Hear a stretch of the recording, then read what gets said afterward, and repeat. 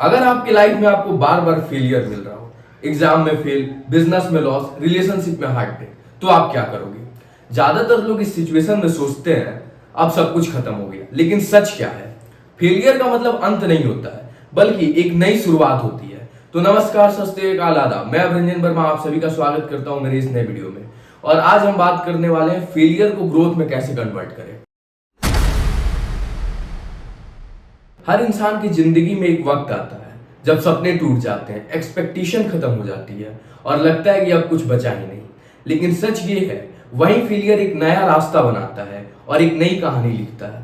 सबसे पहले एक बात को समझ लीजिए, फेलियर का मतलब लूजर बनना नहीं है। फेलियर का मतलब है एक नया एक्सपेरिमेंट जो एक्सपेक्टेड रिजल्ट नहीं दे पाया। थॉमस एडिसन ने 1000 बार बल्ब बनाने की कोशिश की। लोगों ने कहा तुम हार गए हो 1000 बार, लेकिन थॉमस एडिसन ने कहा नहीं, मैंने 1000 तरीके डिस्कवर किए जिसमें बल्ब नहीं बन सकता। इसलिए फेलियर एक फीडबैक सिस्टम है, ना कि एक फुल स्टॉप। फेलियर दो टाइप के होते हैं। पहला एक्सटर्नल फेलियर, मतलब एग्जाम में फेल हो जाना, बिजनेस क्रैश हो जाना, जॉब लूज कर देना। दूसरा internal failure, fear of rejection, self doubt. अब बात आती है इन दोनों में सबसे डेंजरस कौन सा है? इंटरनल फेलियर, क्योंकि अगर आप अंदर से ही हार मान जाओगे तो एक्सटर्नल सक्सेस कहां से आएगा? एग्जाम्पल के तौर पे स्टीव जॉब्स को उनकी खुद की कंपनी एप्पल से निकाल दिया गया। इमेजिन करो, अपने ही बनाए हुए एम्पायर से उन्हें बाहर निकाल दिया गया, लेकिन उन्होंने अपना विजन नहीं छोड़ा, पिक्सर और नेक्स्ट बनाया और दोबारा एप्पल ने उन्हें सीईओ बनाया। एक्सटर्नल फेलियर आपको रोक नहीं सकता जब तक आपका अंदर का बिलीफ स्ट्रांग होगा। अब सवाल यह है कि फेलियर को ग्रोथ में कन्वर्ट कैसे करें? Step first, accept the failure. सबसे पहले आप अपने फेलियर को एक्सेप्ट करिए। जब तक आप अपने फेलियर मतलब असफलता को एक्सेप्ट नहीं करते, तब तक आप उससे सीख नहीं पाओगे। Step two, analyse your failure. अपने फेलियर को एनालाइज करो, अपने फेलियर का रीजन फाइंड करो। मैं क्यों फेल हुआ, मुझसे कहां मिस्टेक हुई। स्टेप थ्री, फेलियर से लेसन ढूंढना। हर फेलियर एक हिडन टीचर होता है, इसलिए एक डायरी बनाओ, उसमें हर फेलियर के बाद लिखो मुझे इस एक्सपीरियंस से क्या सीखने को मिला। यह हैबिट आपके फेलियर को ग्रोथ में कन्वर्ट कर देगी। फेलियर का सबसे बड़ा इंपैक्ट होता है माइंडसेट पर। फेल होने के बाद ज्यादातर लोग अपनी सोच को भी फेल समझने लगते हैं।